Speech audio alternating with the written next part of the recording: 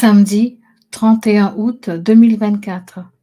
Message hebdomadaire de la Vierge Marie, Rose de la paix, transmis à Fatima, Portugal, au voyant Frère Elias del Sagrado Corazón de Jesús. Mes chers enfants, l'obéissance à Dieu ne peut jamais être forcée. Dans mon exemple de femme et mère sur terre, devant l'appel intérieur de Dieu, à travers la présence de l'archange Gabriel, je n'ai jamais douté ni questionné, parce que Dieu, dans son obéissance, avait inondé mon âme, ma vie et mon cœur.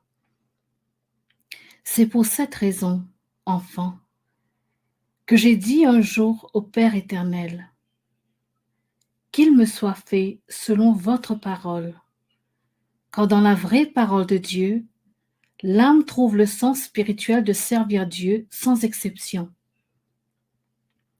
C'est pour cette raison que l'obéissance à Dieu ne pourra jamais être comprise comme une règle sévère ou une imposition, car c'est une loi qui libère l'âme de la condition humaine. Dans l'obéissance se trouve l'essence de la paix, et dans la paix se trouve l'expression authentique de l'amour du cœur. Enfin, au fil du temps, l'humanité a déformé le concept d'obéissance, car dans l'obéissance réside la protection de soi-même, de tout ce que l'âme peut exprimer sur terre. L'obéissance est le pilier fondamental de l'unité. Par conséquent, lorsque l'âme n'obéit pas, elle détruit l'unité qui doit être générée dans ce monde pour que le plan de Dieu se réalise.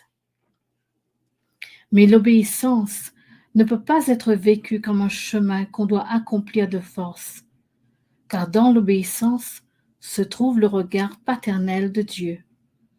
Car dans cette obéissance sacrée, Dieu place ses aspirations les plus précieuses.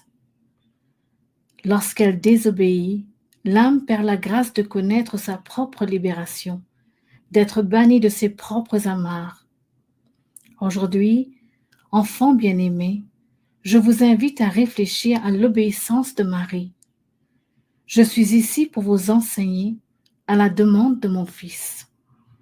Je vous remercie de répondre à mon appel, celle qui vous bénit, votre mère, la Vierge Marie, rose de paix et esclave du Seigneur.